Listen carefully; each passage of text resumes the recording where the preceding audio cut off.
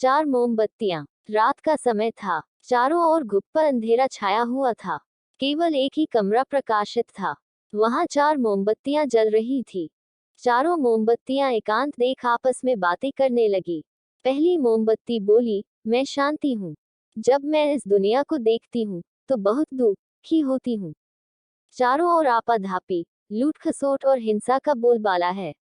ऐसे में यहाँ रहना बहुत मुश्किल है। मैं अब यहाँ और नहीं रह सकती। इतना कहकर मोमबत्ती बुझ गई।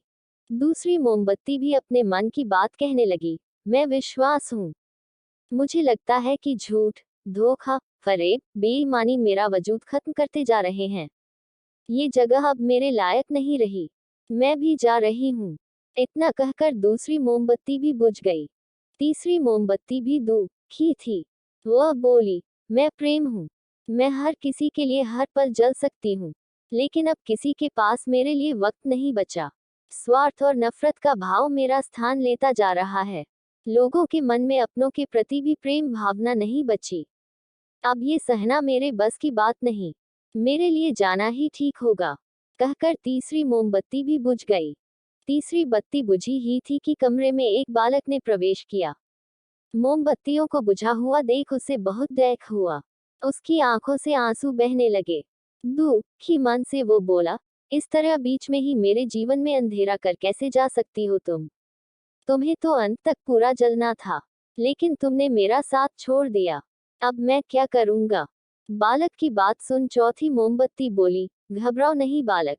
मैं आशा हूं और मैं तुम्हारे साथ हूं। जब तक मैं जल रही हूं, तुम मेरी लौ से दूसरी मोमबत्तियों को जला सकते हो। चौथी मोमबत्ती की बात सुनकर बालक का ढाढ़स बंध गया। उसने आशा के साथ शांति, विश्वास और प्रेम को पुनः प्रकाशित कर लिया। सीख, जीवन में समय एक सा नहीं रहता। कभी उजाला रहता है तो कभी अंधेरा। जब जीवन में अंधकार आए, मन अशांत हो जाए, विश्वास डगमगाने लगे और दुनिया पराई लगने लगे, तब आशा का दीपक जला लेना। जब तक आशा का दीपक जलता रहेगा, जीवन में कभी अंधेरा नहीं हो सकता। आशा के बल पर जीवन में सब कुछ पाया जा सकता है। इसलिए आशा का साथ कभी ना छोड़े। अगर यह कहानी आपको पसंद आई हो तो प्लीज़ मेरे चैनल को लाइक, सब्सक्राइब और शेयर करें। धन्यवाद।